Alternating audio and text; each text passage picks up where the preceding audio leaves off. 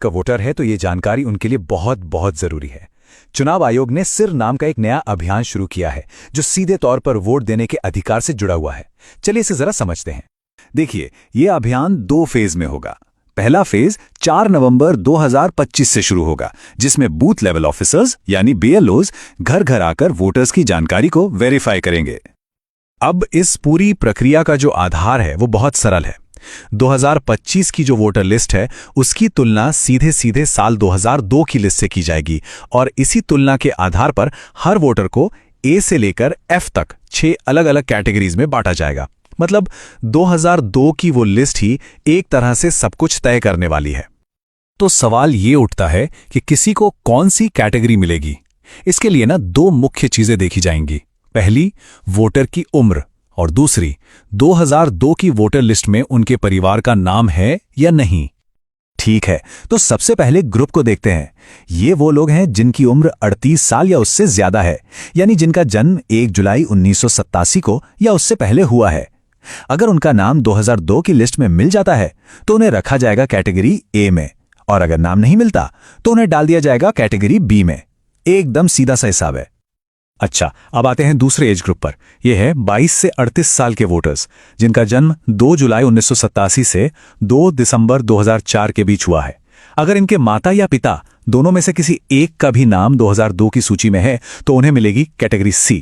लेकिन अगर माता पिता दोनों में से किसी का भी नाम उस लिस्ट में नहीं है तो फिर उन्हें कैटेगरी D में रखा जाएगा। और आखिर में बात करते हैं सबसे यंग वोटर्स की, यानी 18 से 21 साल के वोटर्स की। यहां पर नियम थोड़े और सख्त हैं। इन्हें कैटेगरी E में आने के लिए माता और पिता दोनों का नाम 2002 की लिस्ट में होना जरूरी है। अगर एक का भी नाम नहीं मिला तो उन्हें सीधे कैटेगरी F में डाल दिया जाएगा।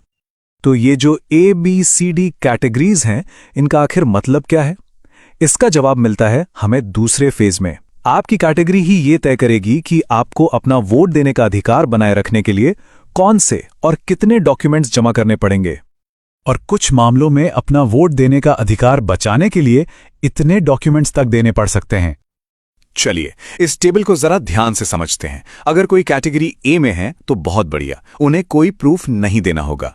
B, C और E कैटेगरी के लोगों को सिर्फ अपना एक प्रूफ देना होगा। लेकिन कैटेगरी D वालों को अपना और अपने माता या पिता में से किसी एक का यानी कुल 2 प्रूफ देने होंगे। और सबसे ज्यादा कैटेगरी F वालों को अपना और अपने माता पिता दोनों का मतलब कुल 3 प्रूफ पेश करने होंगे। और सबसे जरूरी बात, अगर ये प्रूफ नहीं दिए जा सके तो मतदाता सूची से नाम हटने का पूरा खतरा है। तो अब सबसे बड़ा सवाल, आखिर किया क्या जाए?